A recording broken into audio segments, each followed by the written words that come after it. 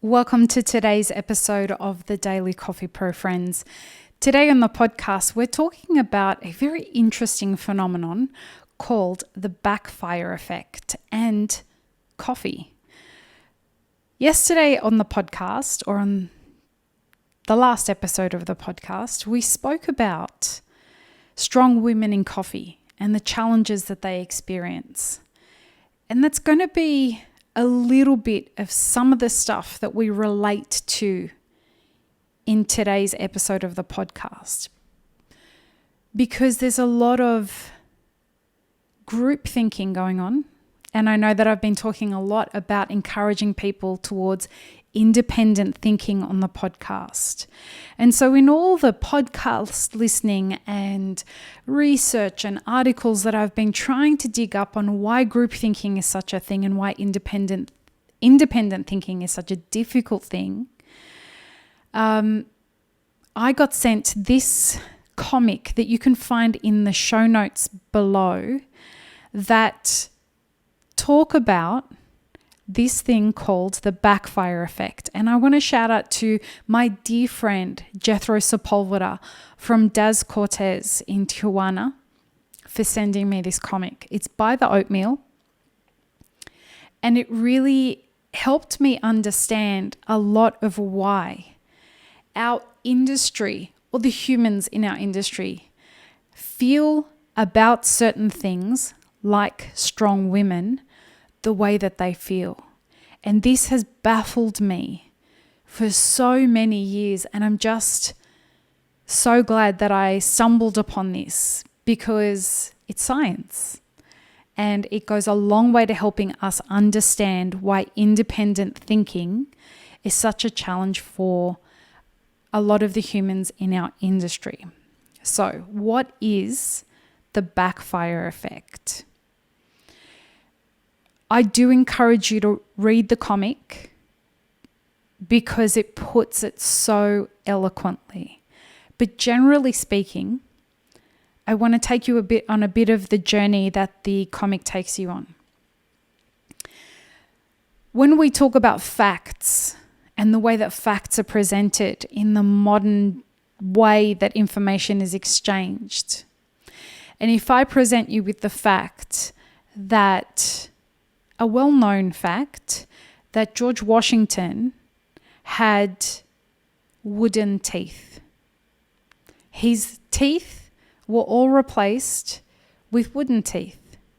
Now that seems to be a fact that's generally accepted as fact, a historical fact in American culture and American history. If I were to tell you and show you an article that said there is new evidence that suggests that Washington's teeth weren't actually wooden, that when there were examinations done with modern day technology on his teeth, they were found to actually be made of gold, lead, hippopotamus ivory, horse, and donkey bone. What would you say? I want you to take stock of how you feel knowing that fact as opposed to the historically accepted core value that you were taught that Washington has wooden teeth. Let's take the experiment one step further. If I were to tell you or show you another article that says a second party did the same scientific experiment or investigation on Washington, and they found that in actual fact, he didn't have wooden teeth, and he didn't have teeth that were made out of gold or lead or hippopotamus bone or any of that stuff. Actually, his teeth were slaves' teeth. Now take stock of how you feel and all the signals that are going off in you.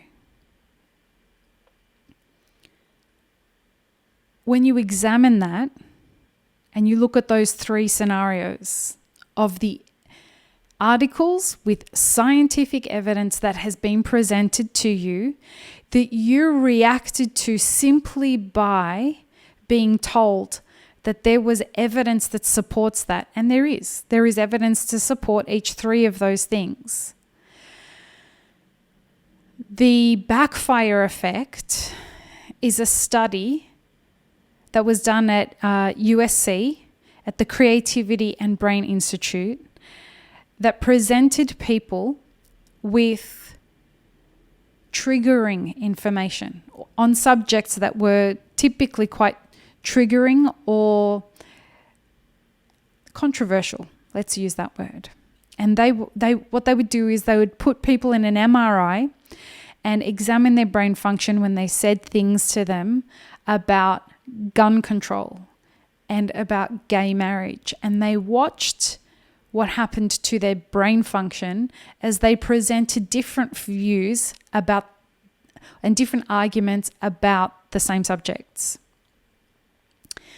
And what they found was that the same part of your brain that gets triggered when there's a physical threat is the same part of your brain that gets triggered when there is an intellectual threat to your core values.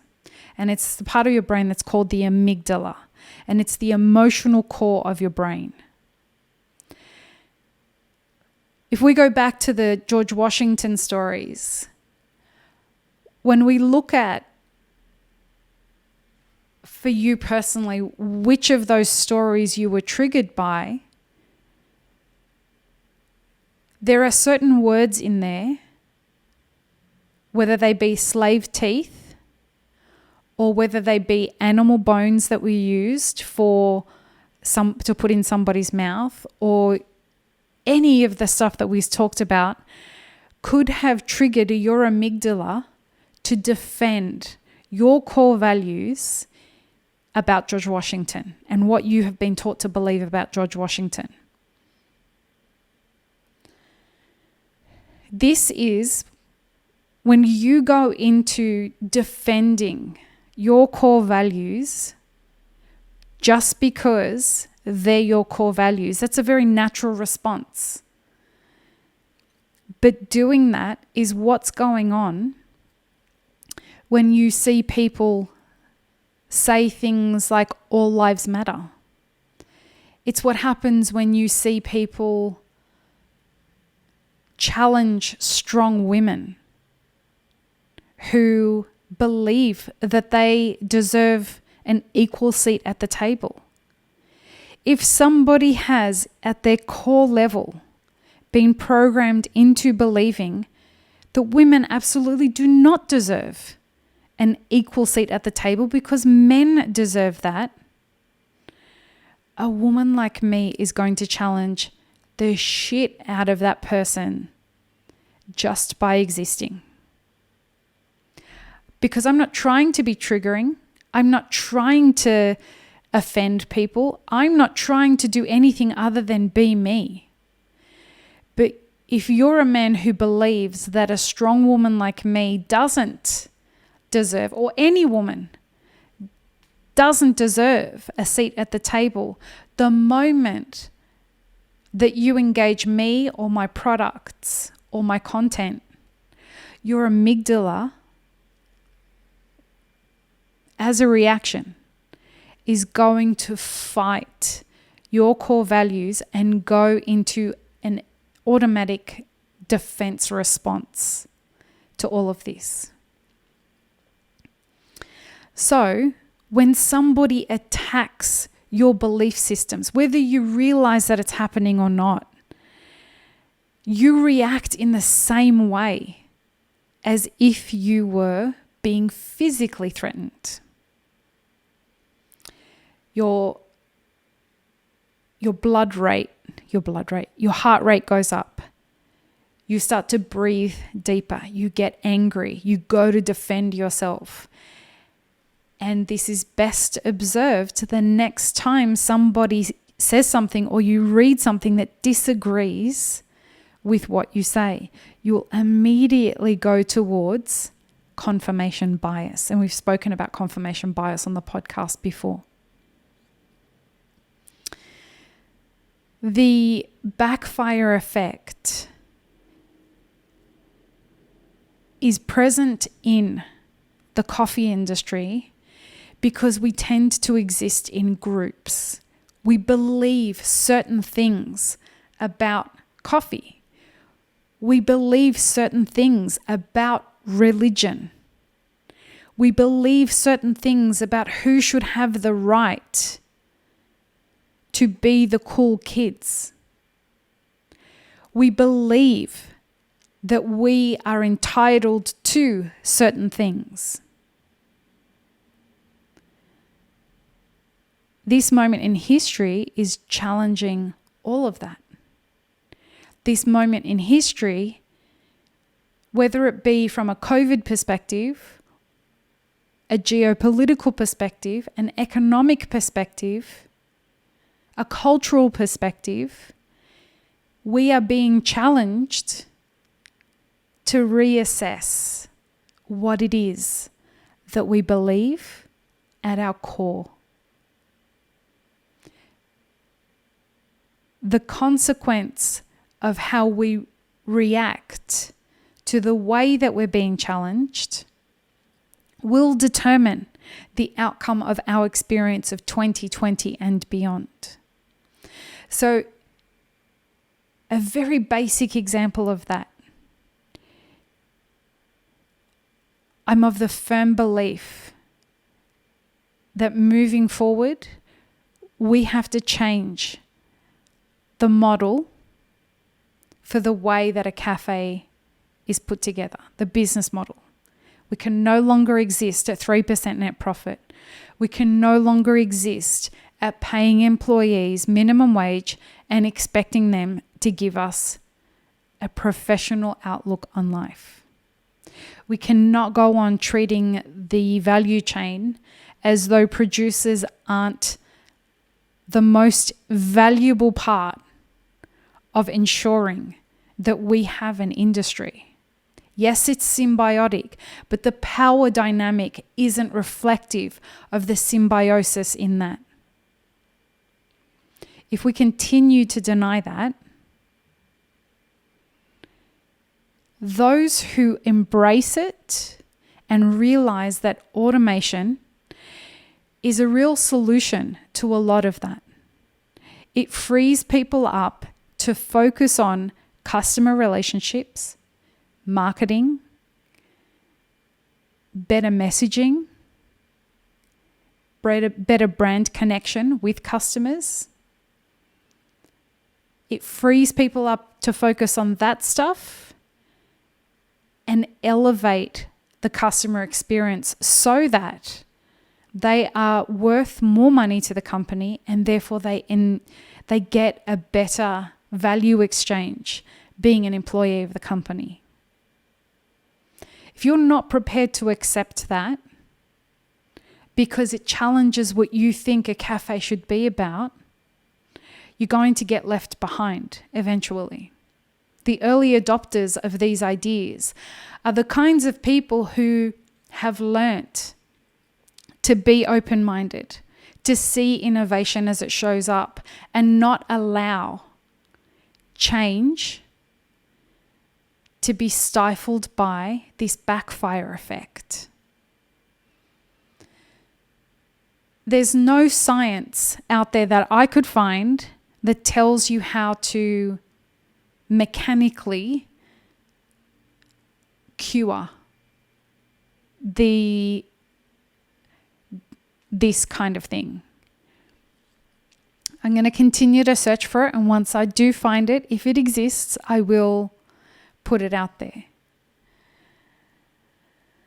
But with all the information that you're consuming, with all the ideas that are being exchanged out there, with all the articles and memes and tweets and Instagram posts and everything in between that you're seeing that presents an idea that challenges your core beliefs, take a beat. Observe your body. Before you react to it, before you find the need to defend it, Observe why you feel the need to defend it.